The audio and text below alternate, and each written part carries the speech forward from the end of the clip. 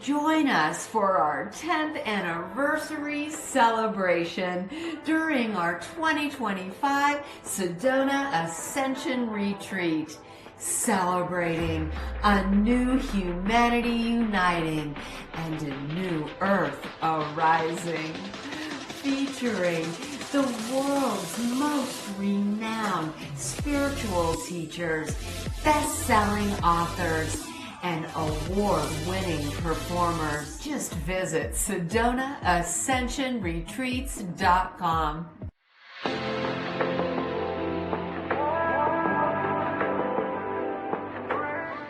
Welcome to the 2024 Sedona Ascension Retreat, Accelerating Consciousness. Presenting investigative mythologist, TV presenter, best-selling author, and ascension expert, William Henry. He's really bridging a kind of older, what do they call it, gnostic spirituality to the modern day and taking it to the next level. That's what I like about William. And he's so pure, and he's so, he understands the impact modern technology can have on consciousness. It's trying to show us that there's a greater way that we have inside of us. Our biology is a much more complete technology than anything we're going to get from Facebook or any of those things. So, yeah, here we are, soul transfiguration. I'm excited about this. And he's Me too. Yeah, do you want to read a bio? Yeah, William Henry is a Nashville-based... Oh, that's not true anymore. William Henry is a Phoenix-based author. Yes. Woohoo! Neighbor. Investigative mythologist, art historian, and TV presenter. He's an internationally recognized authority on human spiritual potential, transformation, and ascension. He has a unique ability to incorporate historical, religious, spiritual, scientific, archaeological, and other forms of such knowledge into factually based theories and conclusions that provide the layperson with a more in-depth understanding of the profound shift we are actually experiencing in our lifetime.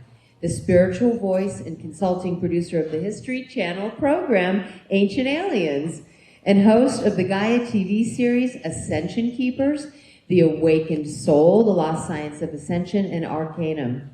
William Henry is your guide into the transformative sacred science of human ascension. William also guides remarkable journeys into sacred sites. He is respected and admired around the world for dedicating his life to the awakening and ascension of humanity. Right, so are you ready for your soul transfiguration? Let's bring on William Henry. Come on. Thank you, Will. Thank you. Thank you, Suzanne. Good morning, everybody. Thank you so much for that warm welcome. I'm thrilled to be here and want to give just our props to Suzanne, too, for all of her work and what she's put together for us here. Beautiful, beautiful weekend. So, yes, soul transfiguration from star seed to star walker. We've all heard the term star seed. You know, I'm sure it was coined by Timothy Leary. 1972, he, of all things, was in jail in Folsom, California. He was in prison for having a quarter ounce of marijuana. Things have changed, right? And so he's in his jail cell, and he starts channeling, really, gets a download that our DNA was somehow tweaked by beings from Sirius. And he doesn't realize at the time that he's talking straight up ancient Egyptian belief.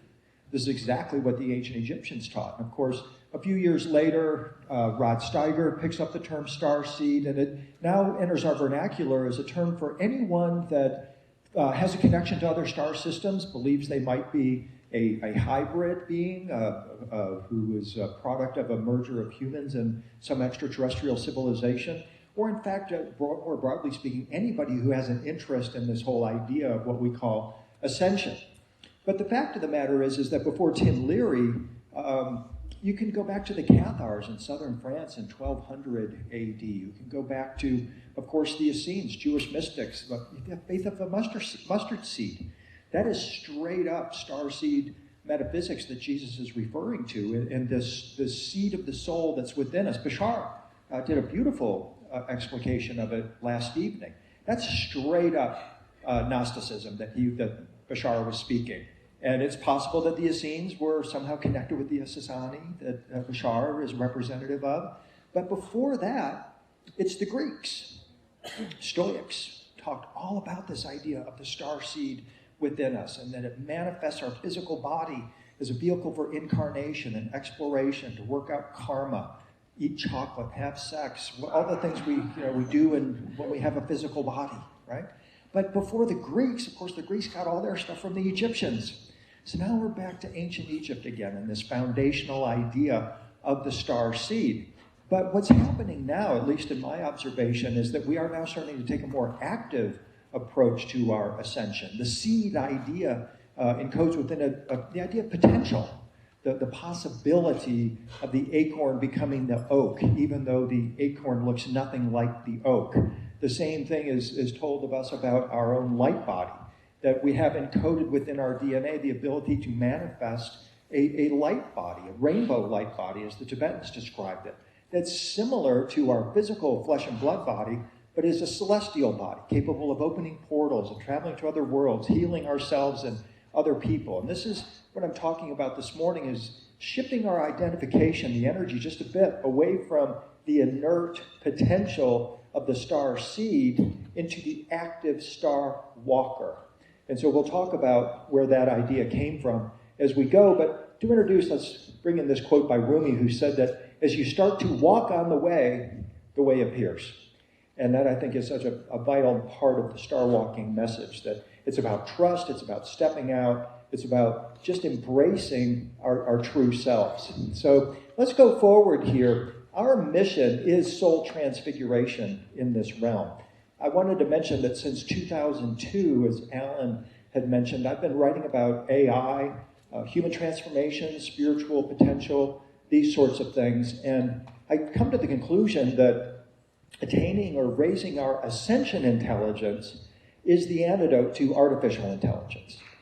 This is the way, thank you, this is the way we're going to move forward. And I just wanted to refer you to a free download on my website, williamhenry.net, a book I wrote. This was actually from 2014, so it's the 10-year anniversary of The Singularity is Near, that lays out some of the ideas we'll be talking about this morning, but also is a useful guide if you're at all concerned about what's happening with AI and transhumanism. And the vital message here within Singularity, and really all of my work, is that this higher being, this star walker, is already within you. And our job is to set that part of ourself free. How do we do that? That is the question that so many of us want to know the answer to. And the answer for me, I just refer to Michelangelo, who said he would look at a block of stone and he would set the angel free. So that's the idea, is that we all have within us this angelic higher self, this ascended being, this star walker is within us, but it's clouded over by false perceptions, by focus on material concerns or other things that we spend our time with. And part of the objective here is to look at our life and think about, well, what can I let go that isn't reflective of my angelic star walker self? And once we start to release all of those things, what we're left with is our true self, our angelic self. And I just love this bronze sculpture by Bobby Carlyle. It's called Self-Made Man. And it sort of encapsulates this whole idea of transfiguration for me, of how we set the star walker within us free. It's already there. It's not something we go get. It's not something we become. It's something that we already are. And we have chosen to enjoy this physical reality, but at some point we start to raise our vibration, if you will, and the star walker then begins to emerge. We have tools that that can help us as well. And those tools are fundamental questions that all of us, I'm sure in this room, have at one time asked ourselves in one form or another. Who am I? Who am I? Where did I come from? What am I doing here? And when it's time for me to leave, where am I going and how am I going to get there? I like to say that we all have vacation plans, we have plans to come to Sedona, we have health plans, retirement plans. What is your ascension plan? Right? And how much time do we spend on that on a daily basis? It's our fundamental question for the next probably 10 million years. But yet we don't really focus on it enough. But we are now. This is part of the transformation of our culture. These questions are now becoming more apropos, and people are asking them and really digging deep into these questions and recognizing, hey, this whole ascension lifestyle or this ascension plan is available to all of us. It's been navigated before. You mentioned my series, Ascension Keepers. I looked at numerous beings, humans, mortal humans just like you and I, who rose out of their seat and ascended. They've set this plan out for us, and the afterlife realm has been navigated, it's well mapped, and we can now seriously begin to put forward some kind of a plan. The answers to some of these questions are complicated, but they should be really simple. It's like the ultimate law of physics. They believe it's going to be reduced to a 1-inch equation. Right now, it would cover this entire screen here. But fundamentally, the answers should be pretty simple. We could probably write the answers to all the questions I just asked in a single sentence if we reduce the complicated aspects of it. And this is what we're trying to get to, because just asking the question starts to trigger this aspect of ourselves, the fundamental aspects of spiritual transformation. It's just suddenly we're in a different realm just by virtue of asking these questions that we're talking about this morning. And ultimately, what we're looking for in the ascension process is not to, some beam me up Scotty moment. That's called rapture. That's a Christian concept. And that's a revolution in the ascension thinking that had been going on for thousands of years. And mind you, we are part of a lineage. Every one of us is part of a lineage that goes back at least 7, 10, maybe 14,000 years, maybe even longer than that. And as a historian, when you study ascension as a process that has been unfolding for literally millennia, we recognize that we are the ones who will carry this forward. We are the ones who will set up the ascension process for all of future humanity. Hence my concern about AI and transhumanism. But the way I define ascension is that it's more a quest not for rapture and to literally go somewhere. It's rather to attain a greater sense of wholeness, holiness, and the word the Essenes would have used is perfection, which to them meant to be more compassionate. So wholeness, holiness, compassion are really the vibrations of ascension. This is what we are all seeking, and all of us are capable of most certainly becoming more whole, more holy, and indeed more compassionate. But I want to keep just for a moment here on the ancient Egyptian understanding or belief that we are star walkers. The ancient Egyptians believed firmly, and this is their whole sacred science, all of those temples, every one of them was based on or focused on this idea that we're going to be talking about. The idea that the soul of the deceased came to reside in the heavens as a star. They believe that we are literally star souls and that our souls become stars in the afterlife. And if the soul passed all the tests that it would encounter in what they call the duat or the netherworld, it would then go to reside in the heavens as a star. This is such a powerful idea because it's really the origin of the metaphysical concept, call it New Age if you like, that you are a soul who manifested a human body. You are not your body, you are a soul. Your soul is star stuff. So is your body. Every molecule, every atom in your body is a resurrected star. And one day our star, our sun, will go supernova, and we will become then the material for future bodies. You're presently resting on a rock that's way out here on the Orion arm of our Milky Way galaxy. You're out here, and all the good stuff you want is in the galactic center. But there's no bridge, there's no rope, there's no ladder, there's no apparent way to get to that galactic center. But now we changed our thinking about this, and we know that there are stargates, portals, wormholes. There's transfiguration processes that we can undergo. There are contact modalities that we can access that can connect us with these higher beings, the light beings in the galactic center. And we're presently traveling through space. Our sun and solar system are making a loop of that galactic center. It takes 230 million years approximately, but we are moving through this massive galactic disk. And then did you know that just 100 years ago, when we looked up into the night sky, we thought that the stars that we see were all that is. We thought that there was one galaxy in the universe, our Milky Way. Now they estimate there could be as many as 1 trillion galaxies in the known universe. That's just 100 years of opening a window. Think about that when you're asking the question, where did I come from? What am I doing here? And where am I going from here? There's a vast array of tours you can take out there. Okay? About 1 trillion different galaxies in the known universe. That's not even including the multiverse. Back in the early 90s, I was inspired by an Egyptologist and mathematician named Dr. Charles Muses. He had proposed that the Egyptians, particularly the god Ptah, who the Egyptians said came from Sirius and fashioned the human body, had developed a technology in which tones, lights, and plants, tones, like sound, lights from stars, and plants, as in entheogenic plants, hallucinogenic plants, could be used to open an to trigger the large production of large pulses of hormones similar to the X-dysone produced by larval forms of insects, which allows the adult form to emerge. In this way, they would allow the gestation or mutation of a non-molecular body, a new skin that would allow the survival of consciousness beyond the physical death.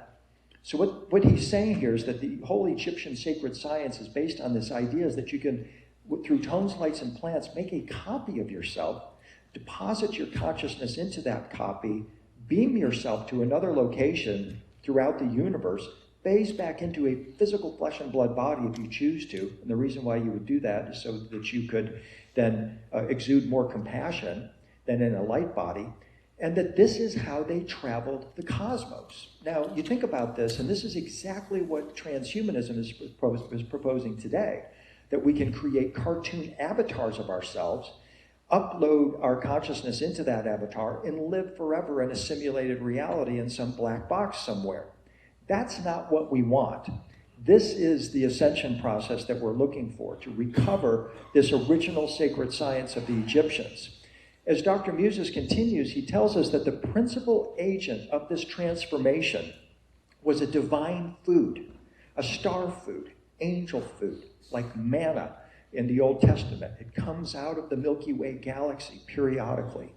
And which this divine food, he said, like some super royal jelly could do for bees, would stimulate metamorphic neurosecretory organs, your pineal gland, your pituitary, and your hypothalamus, and in the human central nervous system, and enable a super biological process to take place to mature a higher body, a light body, that can transcend death and is capable of furnishing a sensorium to perceive and function in a world freer than the transient three-dimensional one in which we presently are confined. And this was the ageless promise of ancient Egypt. This science, this technology was brought to Earth by the Star Walkers, including Ptah and others. And it informs us of exactly the possibilities of what your soul has manifested for you. We identify it as a human body. To them, it's similar to the caterpillar morphing into the butterfly. And that is part and parcel of the whole process of ascension. This process requires that we make contact with those celestial beings who have already accomplished this. They are waiting for you to be like Thanksgiving morning when the thermometer pops out of the turkey or the light bulb is screwed in properly and the light goes off. They are here to assist us in this transformation. Our job is to learn enough about this process so that we can help them to complete it. And so as Muses continues, he says, all this brings us to a key point in ancient Egyptian ethnobotany, that is, ingestion of the sacred material was designed not merely to give a high. It's hallucinogenic, there's no question about that, but it wasn't a party drug. It was all about connection and contact with higher celestial beings, and that this would then trigger and impel the metamorphic process leading to a theurgic transmutation of human nature into apotheosis. Those are big words. Basically, what they're talking about here is activating the latent capabilities of your body. Is anybody here at all interested in any healing processes? Okay. Is anybody here at all interested in entheogens or hallucinogens? Is anybody here interested in ascension? Okay. This is your North Star right here. The tones, lights, and plants is the North Star in this process. This is what you are actually going for. And as you begin to tune your consciousness to this, what might seem a more far out or a higher concept, suddenly you're up leveling every aspect of all of the divine work that you are doing. In fact, that is the meaning of the word theurgy that he used here, divine work. Apotheosis means to transform a human into a divine being.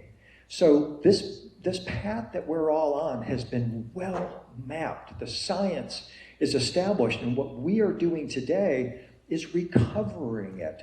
And this is what is so profoundly important about our time. So if you're in the Egyptian temples with me or in the museums, I'm going to be pointing out to you all of these examples that the Egyptians left for us of star walkers, of ordinary people that went through this process and literally connected themselves to other star civilizations and then ultimately could travel to those other civilizations. Now, the thing is that if you're going to be traveling to these other star systems, into the heavenly realms, the celestial realms, you need to be dressed appropriately. You need to be wearing your light body, your robe or garment of light. And again, this was firmly established first by the ancient Egyptians, who said that in states of great love and inspiration, a window can open within, and a light from a higher reality shines in. We call that 5D today. The ancient Egyptians called it the dimension of the blessed. It's the kingdom of heaven in Christianity. And actually, it was the Christians who originated the idea of a new heaven and a new earth. We've just kind of taken out the Christian vernacular and agreed that it's 3D, 4D, 5D that we're talking about. But it's really has this ancient lineage that's very important, I think, to acknowledge.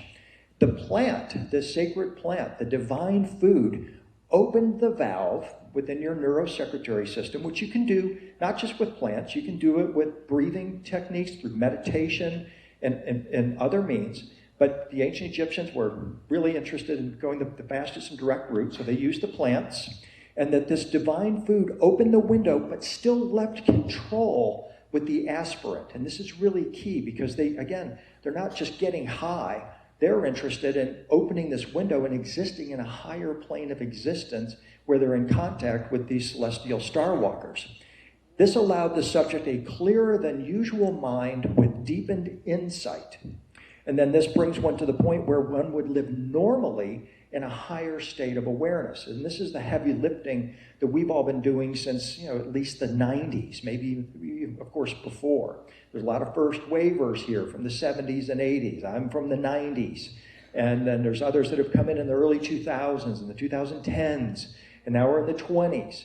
And so what we've been building here is a wave so that all of this becomes just normal. This isn't weird. This is the normal world that we're talking about here. Somehow in the past few thousand years, we've been living in this dark age, perhaps due to the yugas or whatever reasons, but now we are coming back into the light, and now we need the tools. Now we need the tones, lights, and plants, the breathing techniques, the meditations, and other things that are helping to activate this.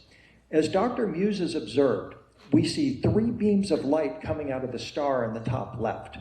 This is star power energy that's entering the forehead of King Tutankhamun in this example here. So he's connecting with the stellar realms, the star Sirius, and the beings from there. They're sending this light energy into his third eye, activating his neurosecretory system, and now he's producing what the ancient Egyptians called the Christ garment. It's spelled K-R-A-S-T, but when I lived in Nashville, people said they used to go to the Church of Christ, and and little did they know they're using an ancient Egyptian term for the light body.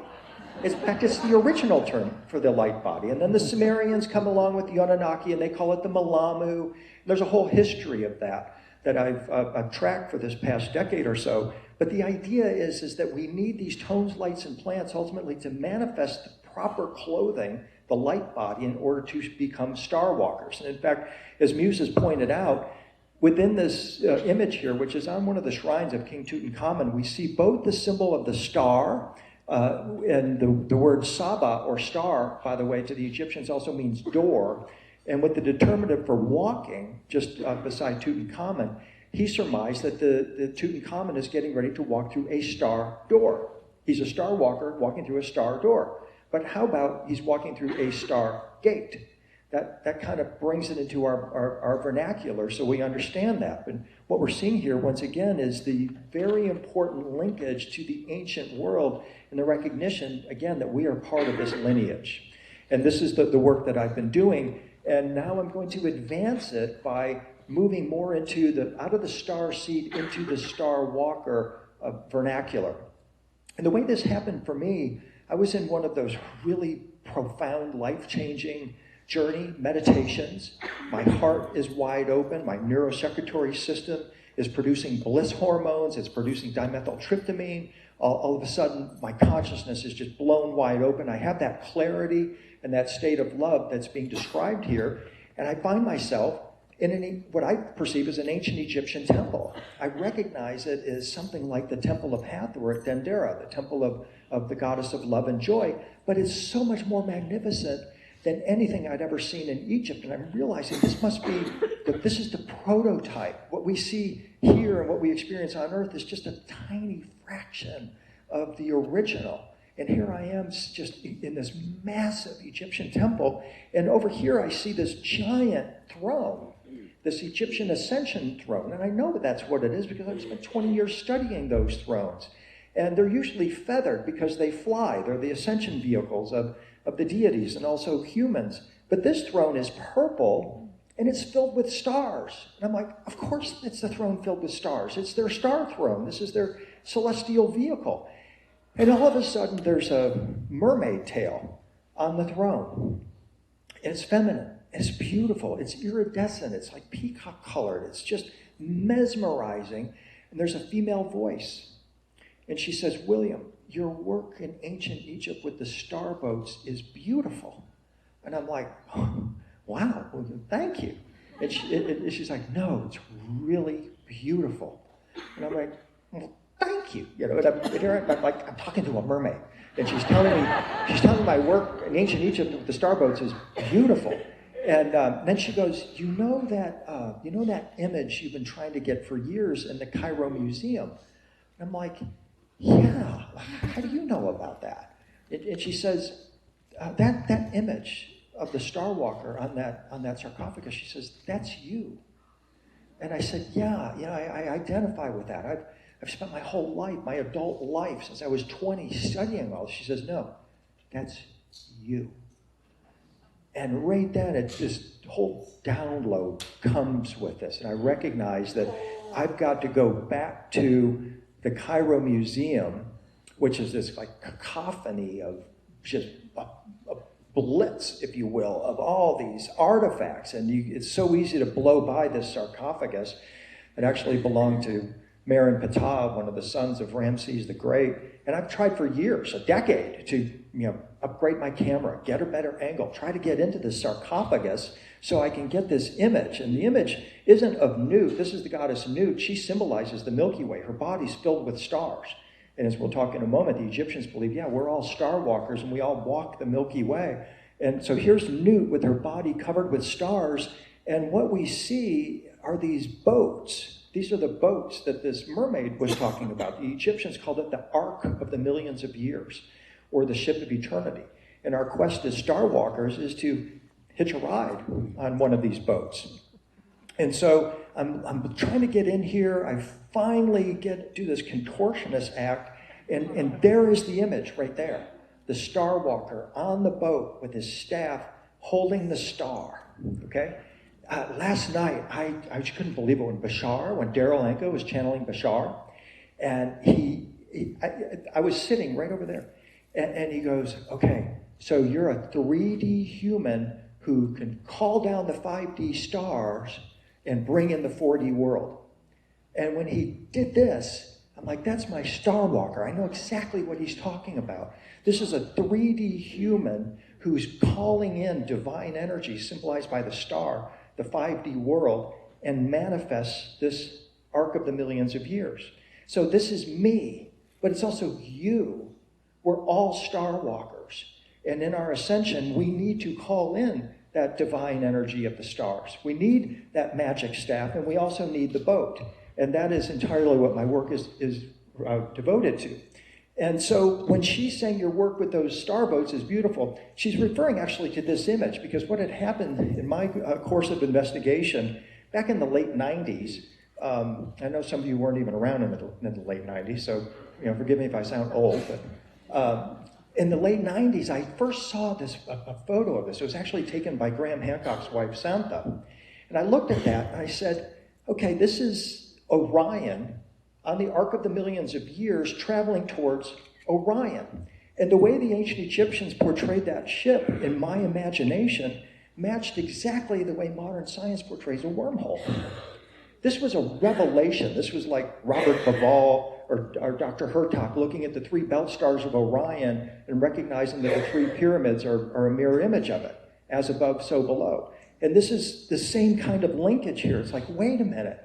These are Stargate traveling time travelers we're talking about here. There is a whole new physics that's encoded within these images that we've yet to ascertain. And so over the course of the years, of course, Ancient Aliens, we've done a number of episodes about this. It's become part of the vernacular now, that when people go to Dendera, yeah, there's the star walkers on the wormhole-shaped boat. And we recognize that this is all part of the ascension process.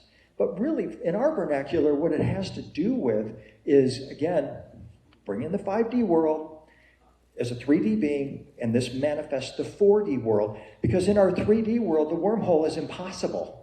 This is the symbol for the impossible in our world. We can't go from point A to point B with nothing in between. Want to bet? We can now, because we're entering into a new consciousness. And this is what the symbol of the lotus actually represents, is instant manifestation out of nothingness. And so the ancient Egyptians, in a temple that was brand new at the time of Jesus and Mary Magdalene, had already known this, and they left it encoded in the temple walls for us to ultimately reveal. I personally believe, as a symbolist, that this U-shaped symbol of the wormhole is the uber symbol. All symbols ultimately drop out of this wormhole symbol. And the reason why I make that claim is because it represents our life process. We all experienced a birth in this realm, which I hope was an ascension, right? Compared to where you were before this life, you're now in this life, and this should be an ascended experience for you. I hope you just want to take a moment to acknowledge that you worked to get here, and there's a purpose in your current existence. So you experienced a birth or an ascension. Now we're in the throat of the wormhole. We come through the mouth. We're in the throat of the wormhole. We call that life. This is our life. We're all traveling on this boat. And then ultimately, all of us will experience a death and another ascension. Okay? It never ends is part of the message here. So we all have this inhuman past. I don't know where you came from. I'm learning about where I came from. We're all experience our life or a present, and of course we acknowledge that life is a precious gift, and ultimately we'll experience a future or a resurrection. But what wormhole physics tells us is there is no past and there is no future. It's just all the same thing. And that represents now a flip in our consciousness, that we can access other worlds. We can make contact with beings in the past and the future. We can ultimately remember our own past and our own future, and we can make magical things happen through a wormhole or a 4D type of a consciousness. Painters and visionaries who have opened the mind's eye, probably through plants in some cases, I'm quite sure, have glimpsed this boat of eternity. Walter Crane is one of them. My Soul is an Enchanted Boat is the title of this painting. And it's obviously a riff on ancient Egyptian star walker metaphysics. And it may be observed that the most successful of these artists are those who saw what's called the ferryman on the boat and recognized that that is in fact our higher self. The navigator on the boat, the being on the boat, that's you. That's you. And what we're all in the process of doing here is gathering the tools that we need. Our stick, our boat, the divine energy. These are part and parcel of all of our ascension process, and it's our higher self, our guardian angel, our true self, that is putting all these pieces together for us.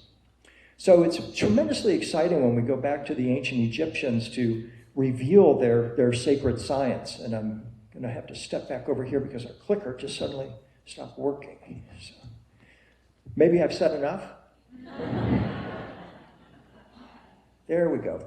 So to the ancient Egyptians, the Nile was a mirror image of the heavenly Nile, as above, so below, once again. And the heavenly Nile, of course, is the Milky Way galaxy, which they refer to as the winding waterway. And they were very well familiar with all of the different star systems and beings coming and going from these various star systems, and had an intuitive knowledge as well as a scientific knowledge brought to Earth by those who had already been navigating the winding waterway of the Milky Way. The Nile also symbolized the afterlife, and the ancient Egyptians believed that just souls, as I said, came to reside in the heavens as a star. Everything in ancient Egypt is relative to this transfiguration and this transmutation.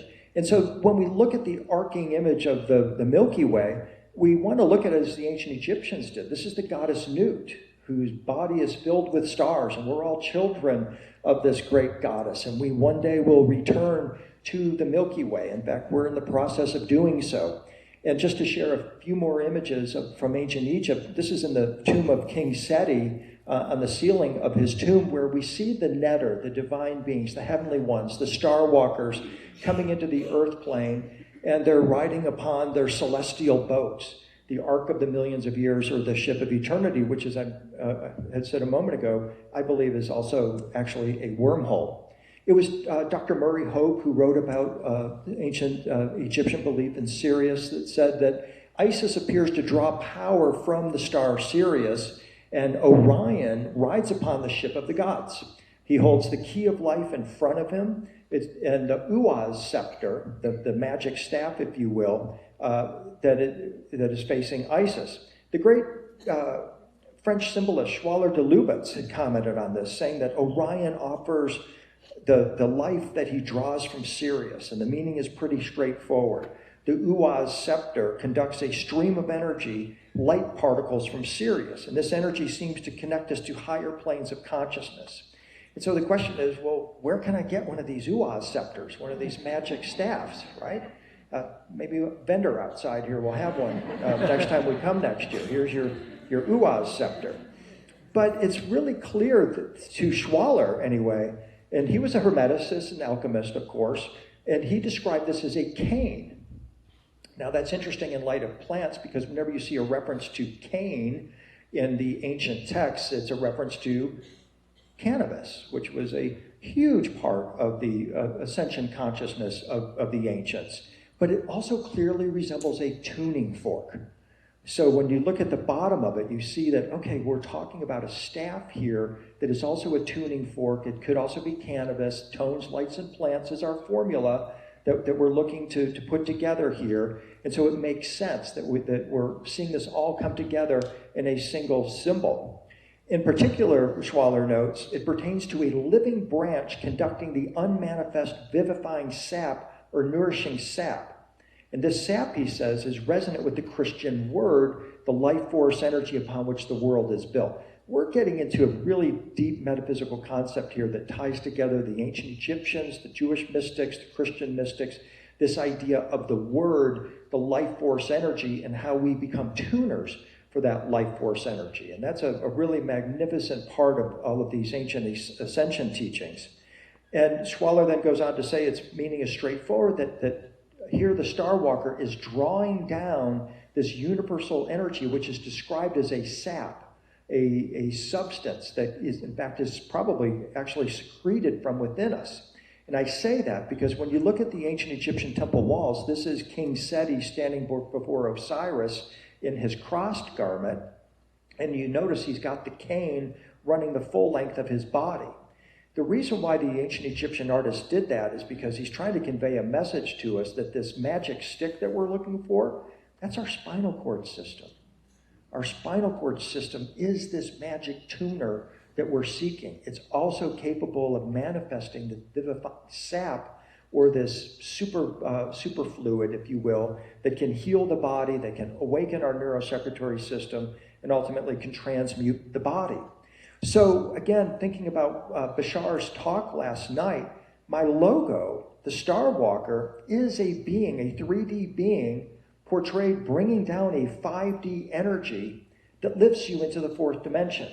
And something I want to add to what he was saying last night in terms of that formula, all about excitement, is that, hey, we really do need a boat right now, in my opinion, and not to go fear-based or anything, but there's some weird stuff going on in our world. And we are slightly akin to what was going on in Noah's time, when all kinds of really powerful things were about to happen, and Noah was encouraged to build a boat. And I'm encouraging you to build a boat also.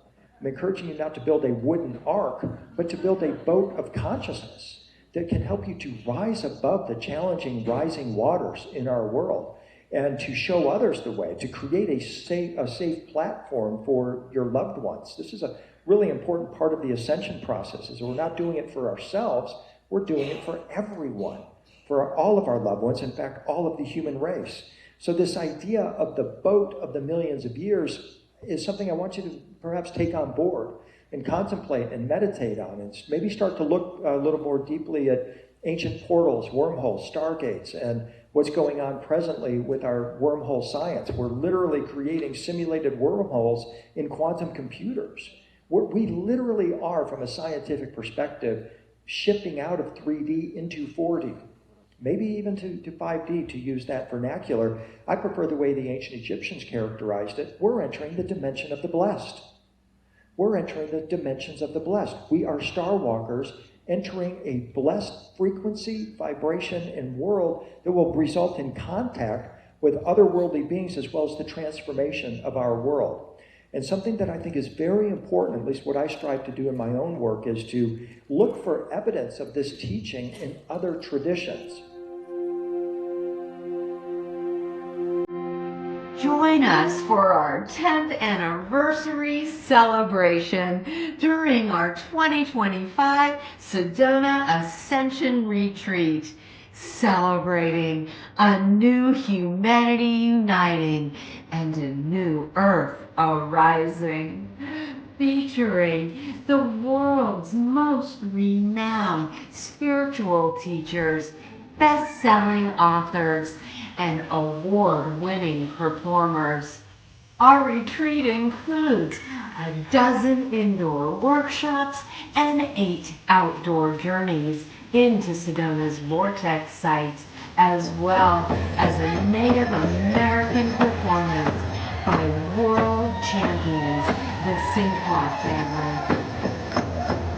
Enjoy on-stage presentations. All crystallized seed at the center of that orb of light is your physical mind.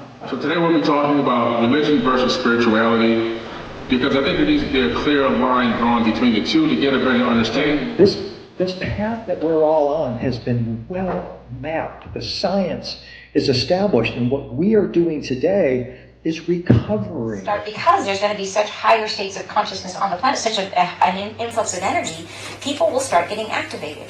And you will have atheists that suddenly see angels.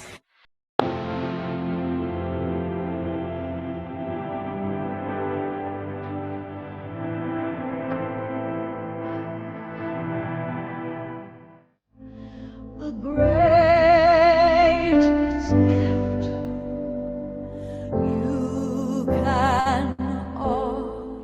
I am your host, Suzanne Ross, and I invite you to join us for our 10th anniversary celebration.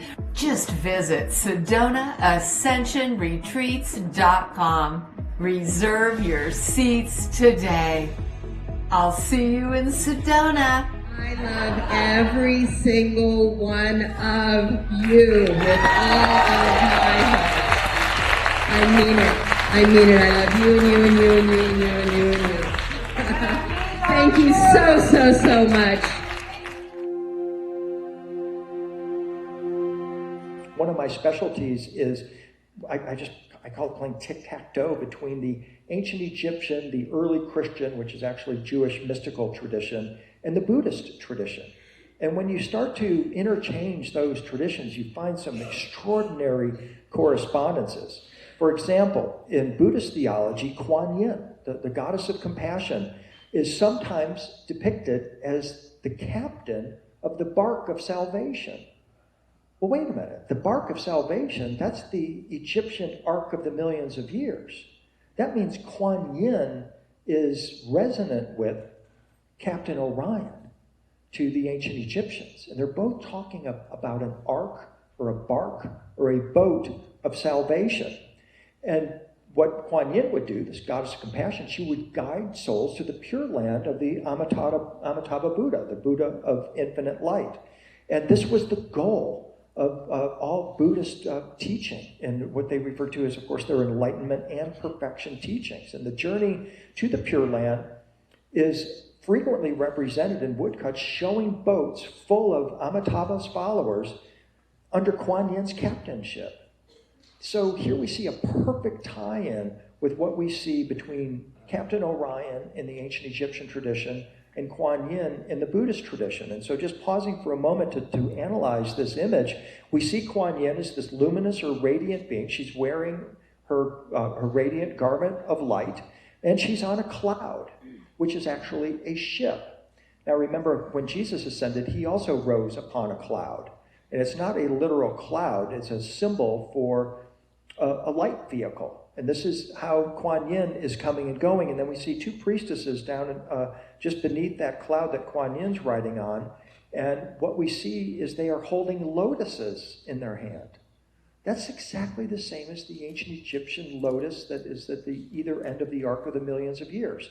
Because the lotus is the symbol for manifestation out of nothing, but it's also the symbol for a transportation vehicle, an interdimensional transportation vehicle utilized by the ancient Egyptian gods, and most certainly in 600 BC by the Buddhist deities as well. Kuan Yin, Amitabha Buddha, and others travel via the lotus. So in the detail here, you can see this priestess offering this lotus blossom, and it's being offered to you at this moment. And this is why, of course, we have the 1,000-petaled lotus as the symbol for enlightenment. It's all about awakening our consciousness, and this is what I'm suggesting to you, is this is why an interest or a cursory understanding of what's happening with wormholes, stargates, and its impact on our consciousness is important at this time. So as we click through here, through the priestesses, we find another example here, Kuan Yin once again. This painting, this is the Bodhisattva Siddhigarbha or Jizo. The Bodhisattvas, of course, are beings I know many of you are familiar with. They have taken the Bodhisattva vow. Their mission is to incarnate on earth and to assist all humans in their ascension. And the Bodhisattvas won't leave until all humans who have chosen to go before them have left. So think about that kind of sincerity and that sort of integrity that is required to take that mission. But look at what's happening here with Jizo. He or she is descending to earth on a cloud, the cloud ship, to retrieve the soul of a suffering believer. He appears in the guise of a Buddhist monk carrying a wish-fulfilling jewel and a golden walking staff while standing on a cloud ship. Well, wait a minute. We've seen this collection of images before, haven't we? We've seen the staff, the Uaz scepter in the Egyptian depiction. We've seen the cloud ship, which is also akin to the lotus. And now we're adding another piece of symbolism here that's really quite profound, and that is the wish-fulfilling jewel. So here's the detail of the cloud ship, or the lotus blossom, which I would ask you to consider is actually the opening of the mouth of a wormhole. It's exactly what the Egyptians were showing. And this is showing us the method by which these bodhisattvas travel the universe. And then in his hand is this transparent orb called the wish-fulfilling gem. The Tibetan term for that is the Chintamani stone, or Chintamani stone. They call it the wish-fulfilling gem because it's made of consciousness. And if you have activated your neurosecretory system, your pineal pituitary hypothalamus, you're able to instantly manifest your wishes. That's a capability that all 4D beings possess, okay? And most certainly 5D beings as well. And so we're seeing here in this Buddhist image a beautiful open eye meditation that you can use. That as you contemplate, meditate, and reflect on this image, you're literally making or identifying this wish-fulfilling gem.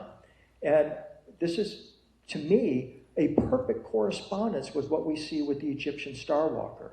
Jesus is riding upon the cloud ship, just like the star walker is on the Ark of the Millions of Years. They both hold the Uaz scepter, or the golden staff. And in the star, the fifth dimensional star energy that the star walker has brought down, has manifested now as the Chintamani wish-fulfilling gem in Buddhism.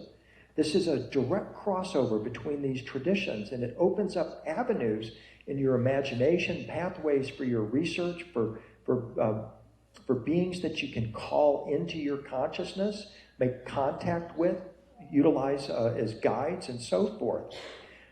In Buddhism, this Chintamani is the pearl that, when held, grants all wishes. And wouldn't we all love to have one of those? Yeah, in a way. But also be careful, because if all your thoughts become instantly real, this is part of the promise of our time. I remember back in the early 90s having lunch with Greg Braden when he came to Nashville for the first time, saying, yeah, this acceleration is going to happen, and more our thoughts are going to become instantly real. And as we go through this process, the ascension process back in the 90s or so was, about this sort of a speed. If you think of it as a merry-go-round, you could just hop on and ride. And then we get into the late 90s. Then we get into the early 2000s. Then it's 2012, and now here we are. Was it about like this, do you think? Feel about right? Or is it more like that? Okay? Because next year it's going to be like, you won't even see it. Okay? This is the process, and it's happened. We've watched it unfold right before our eyes. We know this is happening. Okay? And this is why we want to be familiar with some of these ideas, because ultimately it's our thoughts that are our key to our ascension. And focusing on, of course, what it is that we do want, emphasis on love, is what manifests this jewel from within. And by the way, that Mani stone, the Chintamani stone, symbolizes Buddha and all Buddhist doctrine. And something very interesting that goes along with what the ancient Egyptians described about this process is that they said that this Chintamani stone was edible. It's edible, suggesting it could be a plant. It could also be what I described earlier as this sap, this mysterious sap the Mayans talked about. They called it eats. Remember back in 2012, they said, oh yeah, we're going to align with the center of the galaxy, and this mysterious substance is called eats is going to come out of a serpent rope, and it's going to expand our consciousness. I think they called it eats because they saw it and they ate it. It's eats, right? It's the same as the manna or star food of the Israelites. And this is something I want you to start thinking about and paying attention to, because this is part and parcel of what's happening right now with the psychedelic renaissance that's happening around the world. Millions of people are opening avenues in their consciousness through psychedelics, utilizing it for compassionate purposes to feel deep bliss and love. And Australia has deregulated some of these psychedelic substances. America, United States, it's going to be descheduled sometime, if not this year, next year. And what we're going to see as a result of this is a tsunami of compassion washing over our world. The reason why it's being deregulated is because it's a one-hit wonder for PTSD, for trauma, virtually instant healing of old traumas and things people carry along. And as millions and millions of people start to use these, on top of those that already are, it's going to open up a consciousness that we can't hardly even fathom yet.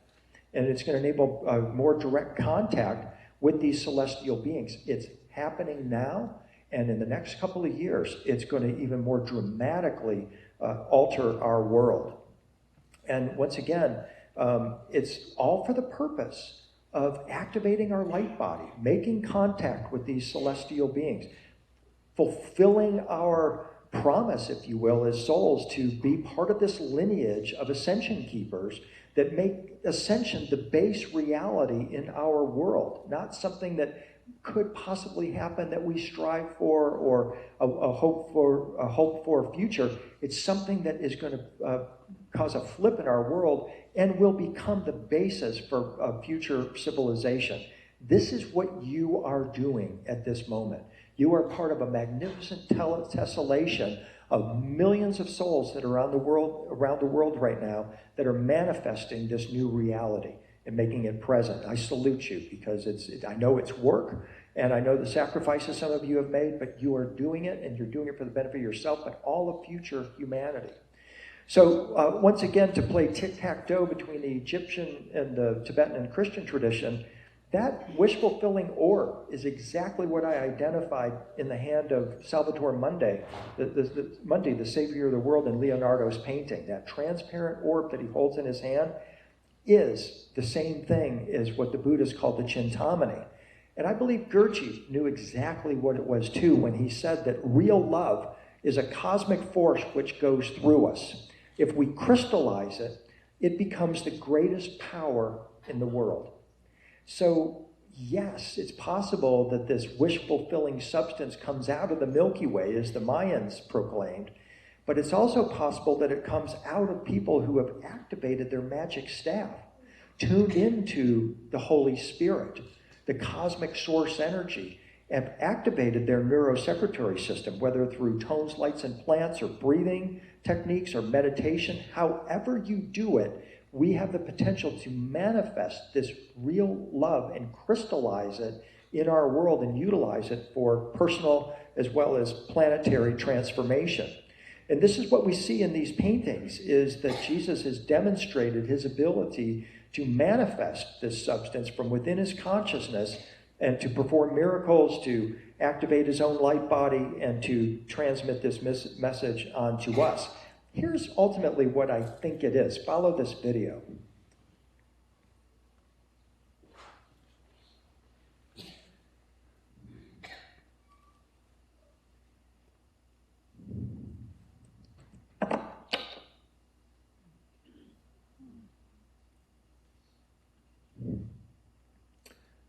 Did you get that? The power of the universe is what we're talking about. And that's what's within our consciousness. That's what's within all of us. And that's what we're manifesting at this present time. And this is the message of the Star Walkers, is that we all have the ability to manifest this within us. This is our goal. This is our mission. This is what we are doing as souls on the planet at this time.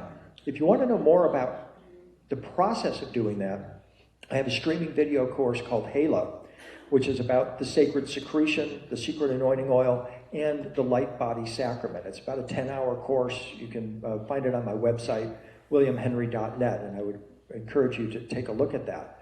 Because ultimately, this is how we manifest this light body, this vehicle that enables us to travel the stars.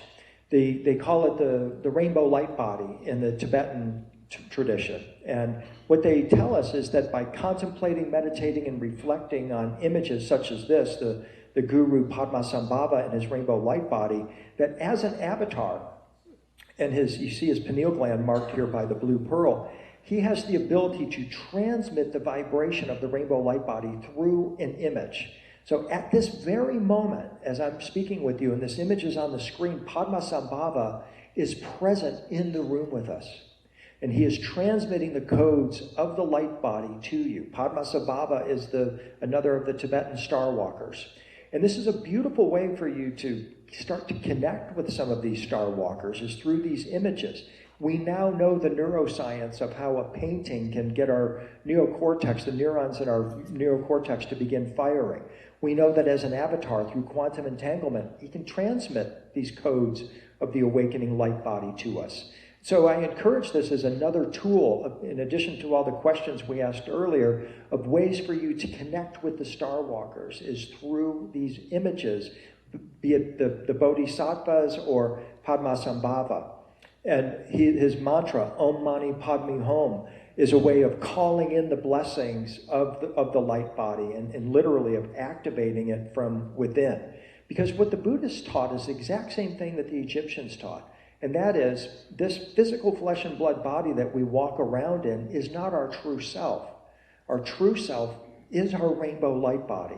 And this jewel that is shown in the hand of the Bodhisattvas and the jewel held in the hand of Christ, they call it Mani's jewel, is within you. It's within your pineal gland. It's not something you have to go get. It's something that you already are. It's something that you make or you identify. And the message here is that as we begin to more and more identify with this light body aspect of ourselves, the Star Walker, we begin to live our lives in a different way. We previously tend to focus on our material concerns, what we need on a day-to-day basis. As we connect with the Star Walkers, we start to think about our eternal being. We start to think about what would life be like if I'm living from this place of deep love and deep compassion. What new choices would I make in my life? What new avenues, what new pathways would I begin to follow? These are the questions that then lead us deep within and ultimately enable us to reflect more and more of our true self. And as we reflect more of our true self, this is when we begin to shine. The light begins to emerge from within us. It's not as if you're suddenly going to be zapped into some rapturous light body. It's something that's already within. It's just covered up. It's something you have to let out. And you let it out through daily actions, through your choices, through your decisions, and simply through your intentions to reveal this aspect of yourself and to live from this perspective. Now, something that really intrigued me is back in the early 2000s, after I started working with the ancient Egyptian stargates and Star Walker symbolism, I was led into the rainbow light body teachings. And I started studying these tankas of the guru Padmasambhava in his light body. And I started to notice that, wait a minute, he's sitting on a lotus throne. And he holds a resurrection stick in his hand. And he's got a crown of glory on. And he holds in his hand the Vajra, which is the Tibetan symbol for compassion and action. He's got luminous golden and rainbow rays coming off of his body. And I detected in the rim of that rainbow body a Stargate symbol. And I said, wait a minute, I've seen this collection of symbols before. I've seen it in ancient Egypt. And as I continued to study the rainbow light body tradition, I learned that this teaching is taught in 13 star systems, including our own, according to the Tibetans. And the Tibetans believe that there are star walkers coming and going from Sirius, Orion, the Pleiades, Cygnus, Cassiopeia, Lyra, Vega, Arcturus, Ursa Major, and other realms as well. And there's a group probably in Cygnus right now where a guy's standing up and talking to people about, hey, you can become a star walker too. It's happening throughout our galaxy. And the reason why it appears in the Tibetan tradition and the Christian tradition and the Egyptian tradition is because it doesn't belong to any of them, but yet it belongs to all of them. This is the universal cosmic teaching. It's not a religion. It's the original teaching that infiltrator found its way into all of these traditions, and they all ultimately reflect it. So the Star Walker tradition is the original spiritual tradition on Earth, but it didn't originate here. It was brought here from all these other star systems. Another Star Walker in Egypt, a Ptolemaic king, a human being, one of the rulers of ancient Egypt, wearing the crown of wisdom, on the lotus craft, with his feathered ascension throne, with his resurrection stick, the Uaz scepter, with the key of life. Those are the exact same symbols that we see in the Tibetan rainbow light body tradition. And again, it's because they are the same. They just use different names. But the intention, the teaching, the idea, the source is all the same. And what we are now doing is recognizing that for the first time, perhaps in many thousands of years.